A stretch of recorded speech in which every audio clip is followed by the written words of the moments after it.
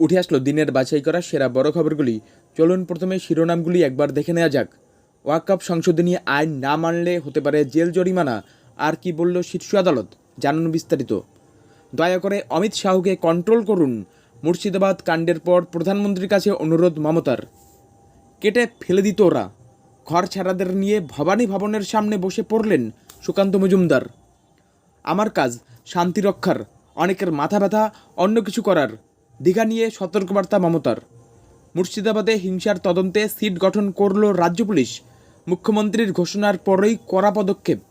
Supreme কোর্টের পরবর্তী প্রধান বিচারপতি হচ্ছেন বি.আর. গাভাই। মে মাসে সিজেআই খান্নার অবসরের পরই শপথ।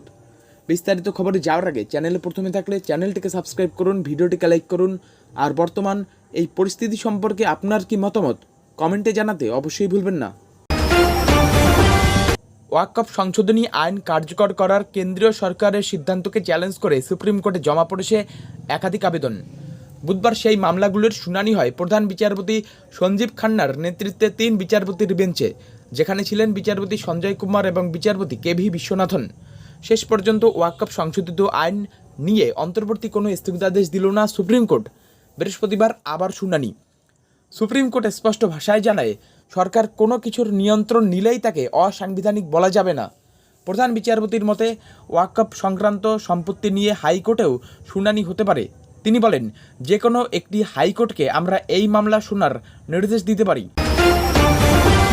ওয়াকফ আইন কার্যকর হওয়ার পর থেকেই বাংলাসহ দেশের নানান প্রান্তে প্রতিবাদের ঢেউ উঠেছে। পশ্চিমবঙ্গের একাধিক জায়গাতেও এই বিতর্কিত আইনের বিরুদ্ধে প্রতিবাদ হচ্ছে। এই আবহে বুধবার নেতাজি ইনডোর স্টেডিয়ামে ইমাম মুয়াজ্জেমদের সঙ্গে বৈঠক করেন মুখ্যমন্ত্রী মমতা বন্দ্যোপাধ্যায়। সেখান থেকে শান্তির বার্তা দেওয়ার পাশাপাশি কেন্দ্রীয় স্বরাষ্ট্রমন্ত্রী অমিত শাহকে ঝাঁঝালো আক্রমণ করেন তিনি। সেই সঙ্গেই কংগ্রেসকেও নিশানা করেন। এদিন মঞ্চে ইমাম মুয়াজ্জেমদের সঙ্গেই শিখ ও হিন্দু পুরোহিতদের পাশাপাশি দাঁড় করিয়ে শান্তি, সম্প্রীতি ও ঐক্যের বার্তা দেন মুখ্যমন্ত্রী। সেই সঙ্গেই স্পষ্ট করে দেন, বিতর্কিত ওয়াকফ আইন পশ্চিমবঙ্গ সরকার মানবে না। এরপরেই মুর্শিদাবাদ মালদার অশান্তির ঘটনা নিয়ে সরব হন তিনি। এর জন্য কেন্দ্রীয় স্বরাষ্ট্রমন্ত্রী ও সীমান্তরক্ষা বাহিনী বিএসএফকে দায়ী করেন মুখ্যমন্ত্রী। মমতা বলেন, ওয়াকফ নিয়ে কিছু অশান্তির ঘটনা ঘটেছে, যেখানে গোলমাল হয়েছে সেটা মালদার এলাকা। কংগ্রেস জয়ী হবে। এদিকে গণ্ডগোল হলে জনপ্রতিনিধিরা নিয়ন্ত্রণ করতে রাস্তায় নামবেন না, আমি সেটা আশা করি না। প্ররোচনামূলক বক্তব্য দেওয়া হয়েছে। এটা যদি তৃণমূল করতো তাহলে 3 জন বিধায়কের বাড়ি আক্রান্ত হতো না। বাংলাদেশ থেকে লোক এনে এই গণ্ডগোল করা হয়েছে, আপনারা এটা কেন করলেন? এদিন সংবিধানের 26 নং ধারা উল্লেখ করে সরব হন মুখ্যমন্ত্রী। তিনি বলেন, যারা আজ সংবিধানকে ছিন্নভিন্ন করছেন তাদের লজ্জা হওয়া উচিত। ভারতীয় সংবিধানের 26 নং ধারায় বলা হয়েছে, নাগরিকরা নিজেদের ধর্মীয় স্বাধীনতা ভোগ করতে পারবেন। আমরা যেমন কারোর সম্পত্তিতে হস্তক্ষেপ করতে পারি না, তেমনই আপনারাও পারেন না। কিছু বলতে হলে আমার সামনে এসে বলুন, পিছনে নয়। মুর্শিদাবাদের অশান্তির জেরে ঘর ছাড়া হয়েছে বহু পরিবার। কোনো রকমে নদীপথে তারা আশ্রয় নিয়েছিলেন মালদায়। একবারে প্রাণ হাতে করে গিয়েছিলেন মালদায়। এরপর তাদের মধ্যে 8 জনকে কলকাতায় নিয়ে আসেন বিজেপি কার্যালয়ে বসে তারা তাদের যন্ত্রণার কথা জানান।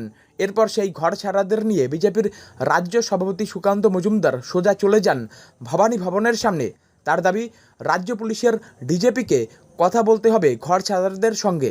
এদিকে পদস্থ পুলিশ কর্তারা এসে কথা বলতে আসেন বিজেপির নেতৃত্বের সঙ্গে, কিন্তু বিজেপির নেতৃত্বের দাবি ডিজিকে কথা বলতে হবে।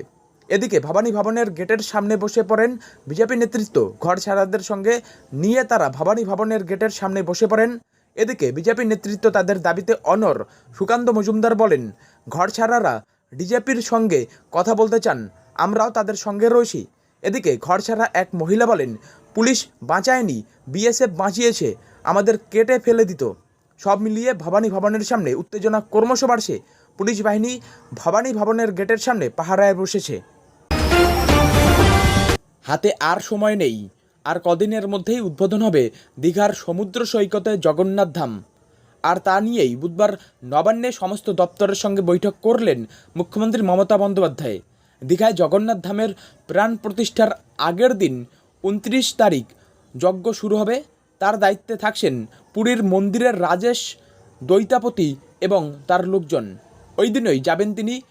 প্রাণ প্রতিষ্ঠা হবে 30 এপ্রিল। সেদিন বেলা 11টায় রাজেশ দৌতাপতিরা প্রাণ প্রতিষ্ঠা করবেন। বেলা 2:30 নাগাদ রাজ্য সরকারের অনুষ্ঠান হবে। 3:10 মধ্যে অক্ষয় তৃতীয়ার দিন দ্বারোদ্ঘাটন ও মন্দির উদ্বোধন হবে বলে জানান মুখ্যমন্ত্রী। এই দীঘার জগন্নাথ ধামের সমস্ত কাজকর্ম দেখে নেবেন রাজেশ দৌতাপতি এবং ইসকন কলকাতার সহসভাপতি রাধারমন দাসরা। তারা সেখানে থাকবেন। তার সঙ্গে বেশ কিছু অনুষ্ঠান হবে।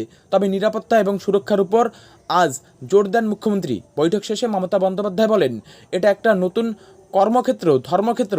মহাকুম্ভ মেলায় যেভাবে হাইপ তোলা হয়েছিল আমরা সেটা করিনি। 3টি হ্যাঙ্গার থাকবে। দীঘা কনভেনশন সেন্টারে শিল্পপতিদের জায়গা রাখা হয়েছে। মে আই হেল্প ইউ শিবির থেকে শুরু করে মেডিকেল ক্যাম্প থাকবে। ট্রাফিক ব্যবস্থাকে ভালো করে কোঅর্ডিনেট করতে হবে। নোডাল অফিসার থাকবে। 29 তারিখ যজ্ঞ হবে। পুরীর সেবায়েত করবে। 29 তারিখ বেলায় আমি যাব। মুর্শিদাবাদে যে হিংসার ঘটনা ঘটেছে তার পিছনে আসে গভীর ষড়যন্ত্র। পূর্ব পরিকল্পিত এই হিংসা নামিয়ে আনা হয়েছে জেলায়। বিএসএফ বাংলাদেশ থেকে দুষ্কৃতী ঢুকিয়ে পারে গোলমাল পাকিয়েছে। টাকা দিয়ে ইট ছোড়ার কাজ করানো হয়েছিল। কাদের হাত করে এই কাজ করা হয়েছে সেটা তদন্ত করে দেখা হবে। কাউকে ছাড়া হবে না। এই প্রি প্ল্যান্ড কমিউনাল রাইটের নেপথ্যে আসেন কেন্দ্রীয় স্বরাষ্ট্রমন্ত্রী অমিত শাহ। বুধবার এই দাবি করেছেন বাংলার মুখ্যমন্ত্রী মমতা বন্দ্যোপাধ্যায়। আর অশান্তির সৃষ্টি যারা করেছে তাদের কাউকে রেয়াত করা হবে না বলে হুঁশিয়ারি দিয়েছিলেন রাজ্য পুলিশের এডিজি জাবেদ শামীম। আর বুধবার মুখ্যমন্ত্রীর হুঁশিয়ারির পরই এবার মুর্শিদাবাদে হিংসার ঘটনায় বিশেষ তদন্তকারী দল সিট গঠন করল রাজ্য পুলিশ। ভারতের প্রধান বিচারপতি সঞ্জীব খান্না আনুষ্ঠানিকভাবে তার উত্তরসূরি হিসেবে বিচারপতি ভূষণ রামকৃষ্ণ গাভাইকে সুপারিশ করেছেন এবং তার নাম কেন্দ্রীয় আইন মন্ত্রকের অনুমোদনের জন্য পাঠিয়েছেন। এই সুপারিশের ফলে বিচারপতি গাভাই ভারতের 52তম প্রধান বিচারপতি হওয়ার পথ প্রশস্ত হয়েছে। বিচারপতি গাভাই 14 মে 52তম সিজেআই হিসেবে শপথ গ্রহণ করার কথা রয়েছে। সুপ্রিম কোর্টের প্রধান বিচারপতি সঞ্জীব খান্নার আগামী 13 মে অবসর গ্রহণ করার কথা রয়েছে। ঠিক তার পরদিনই রয়েছে বি.আর. গাভাইয়ের শপথ। জানা যাচ্ছে 6 মাসের জন্য সুপ্রিম কোর্টের প্রধান বিচারপতির দায়িত্ব নিতে চলেছেন জাস্টিস বি.আর. গাভাই। তার চলতি 2025 সালের নভেম্বর মাসেই অবসর গ্রহণের কথা রয়েছে।